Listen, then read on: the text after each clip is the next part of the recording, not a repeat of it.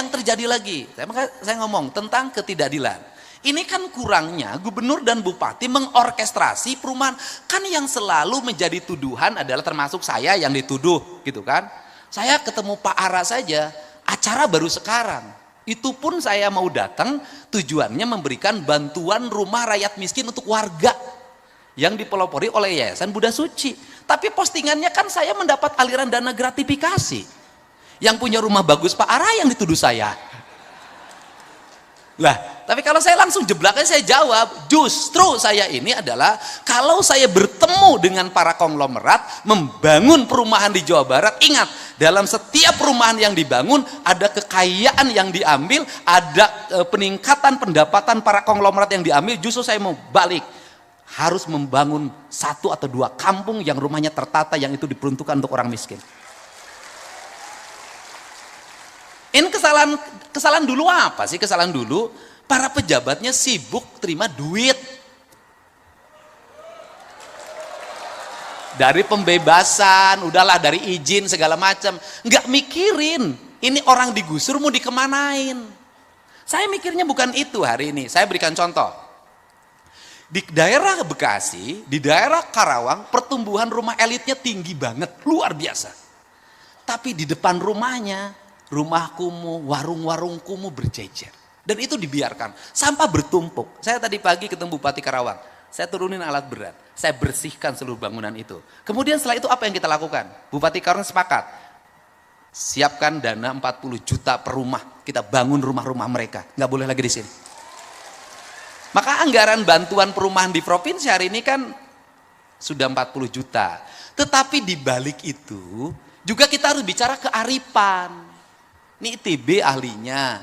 Kearifan bagaimana? Bangun rumah jangan dipaksain. Di Sumedang, di samping kaki bukit dipasang perumahan. Di endek-endek ini rontok. Ini juga nggak boleh sembarangan. Kata orang Sunda, ciri sabumi, cara sadesa, jawada tutung biritna, sacarana lain tepak sejen igel, pasti Pak Kodari tenyaho. Apa itu artinya? Membangun itu harus sesuai dengan karakteristik lingkungan. Tanah, air, udara, mataharinya. Saya ngomong itu yang disebut papat kalimat pancer. Sehingga kalau sudah dibangun itu harus pancer, dia kokoh. Nah, makanya dibagilah piranti, mana rumah untuk daerah pinggir pantai, mana daerah rumah pertengahan, mana rumah pegunungan. Maka di konsep provinsi hari ini kita lagi ngembangin rumah bambu. Di daerah-daerah yang seperti Sukabumi, Cianjur, Garut Selatan, Bandung Selatan, kemudian daerah Bandung Utara, itu nggak bisa lagi semua dipaksain tembok, semua harus disesuaikan dengan kontur lingkungannya. Untuk apa? Apalagi dengan ancaman Trans Lembang. Kan harus kita pikirkan bencana yang akan ditimbulkan dengan itu. Setelah itu maka yang paling berikutnya harus dirumuskan oleh kita adalah membangun brand tentang rumah. Bagaimana brand? Kita ini rumah itu tidak dibangun berdasarkan culture-nya. Bangunan-bangunan ini sini, ini beda, ini beda, ini beda, ini beda. Makanya kenapa, apa sih yang unggul dari sebuah komplek developer perumahan itu? Yang unggulnya adalah bangunannya sama, jalannya aksesnya ada, fasilitas umumnya ada. Yang paling berat hari ini adalah di perumahan biasa. Kenapa? Lomba-lomba, tetapi di situ harus ada pembatasan, Pak. Pembatasannya bagaimana?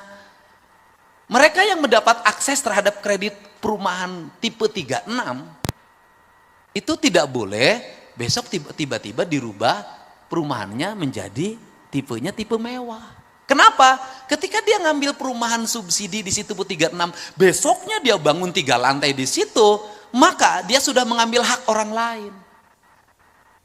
Artinya akhirnya besoknya timbullah kecemburuan sosial. Yang ini tetap tidak berubah karena memang rumahnya peruntukan kelas menengah ke bawah. Tiba-tiba tetangganya rumahnya gede banget dan hebat banget. Itu konflik, bertengkar itu.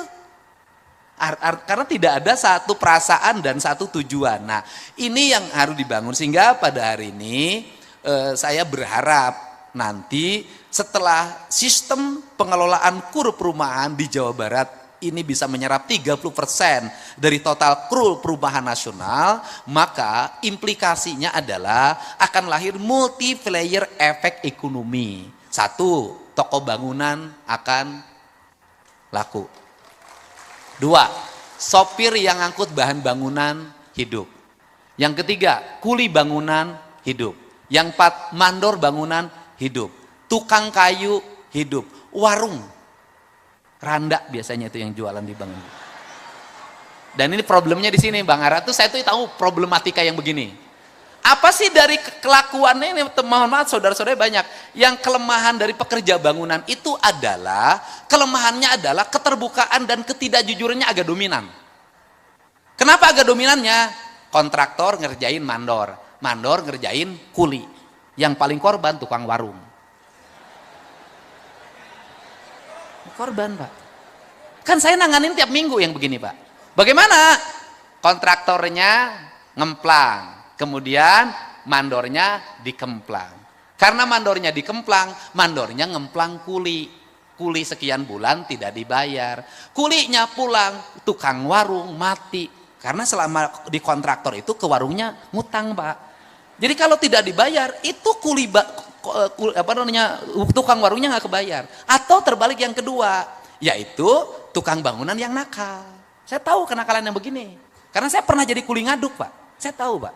Saya SMA itu kalau liburan, Pak, saya Bang Ara, saya kalau SMA kalau libur itu 1 bulan, saya selalu ikut kuli di bangunan Pak. Jadi kalau urusan ngaduk saya nggak bisa ditipu Pak. Jadi kalau saya ngaduk tidak bisa tipu, diaduk-aduk saya tidak akan pernah tertipu Pak. Nah, bagaimana? Yaitu selama di kuli bangunan pacaran sama yang punya warung. Itu, ini kan liku-liku kehidupan Pak. Pacaran sama yang tukang warung Pak, ya kan tukang warungnya ya cantik lah di antara laki-laki yang ada di situ.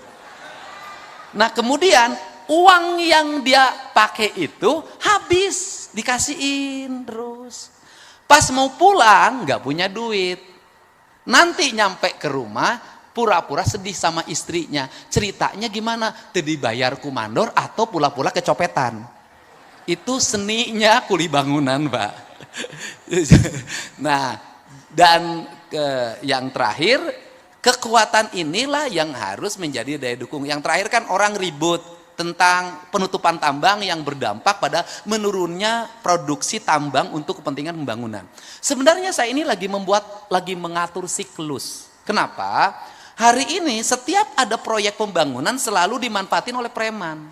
Untuk apa? Mendapat bahan tambang. Ahli tambangnya tidak punya, modalnya cuma sewa alat berat. Ngambil bahan baku di mana-mana.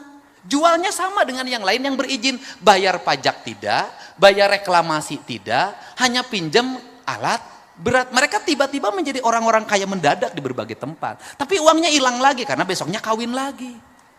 Saya tahu gitu. Nah, saya ini sekarang lagi membuat regulasi untuk apa? Pembangunan yang di sini, sumber tambangnya dari sini. Tambang di sini yang digeser, setelah tambang apa yang dilakukan. Kemudian ini dengan ini MOU, langsung tidak lagi pakai pihak orang. Kamu kebutuhan tambangnya sekian juta kubik, dipenuhi dari sini, kamu fokus aja melayani ini kontrak. Untuk apa? Mendapat kepastian subsidi, supply, dan tidak mahal. Dan tidak lagi ada calo di sini, kenapa? Karena bahan bangunan tuh dicaloin. Saya tahu kalau lagi ada proyek pembangunan di sini, maka toko-toko preman di situ ngambil semua. Pasir dari saya, batu dari saya, koral dari saya, semua dari saya. Dan si kontraktor harus tunduk, atau pengembang atau pengusaha harus tunduk pada dia. Akhirnya dia mendapat bahan baku, satu, dikurangi volumenya, dua, harganya dimahalkan, kalau enggak diganggu. Maka saya udah pengalaman yang ini, maka oleh saya dibuat nanti, ini langsung nih kirim ke sini, ini langsung kirim sini. Andai kata pun dia ingin menjadi supplier, maka bahan baku yang disuplainya sudah dari perusahaan tambang ini. Dia tidak bisa ngurangi volume dan dia tidak bisa naikin harga karena sudah ada kontrak harga. Wajarlah untuk bagaimana menghidupi kontraktor lokal, ya kamu dapat sekian nih, ini dari sini, Anda angkutan. Saya tuh bangun itu untuk apa? Saya ingin mendidik masyarakat Jawa Barat untuk tidak boleh untung dari enteng. Setiap orang yang berusaha harus kerja keras dan berkeringat, tidak boleh hanya menjadi jagoan kemudian jadi kaya. Saya nggak mau. Karena nanti orang Jawa Barat tidak kompetitif. Nah kemudian yang terakhir, apalagi problem dari perumahan ini Bang Ara adalah mendapat kepastian developer yang berkualitas dan jujur. Karena seringkali jadi rakyat kecil tuh dikorbanin lagi. Bagaimana? Banyak developer yang bebasin tanahnya tidak lunas. Setelah itu ketika sudah lunas sertifikatnya tidak bisa dibagi. Karena dari induknya belum dipecah. Terus setelah itu apa lagi? Banyak yang sudah masuk uang, bangunannya tidak dibuatkan. Dan korbannya di mana-mana. Nah, untuk itu sudah selayaknya Ray, ini Mas Joko, mengumumkan developer-developer yang memiliki standarisasi berdasarkan penilaian Ray.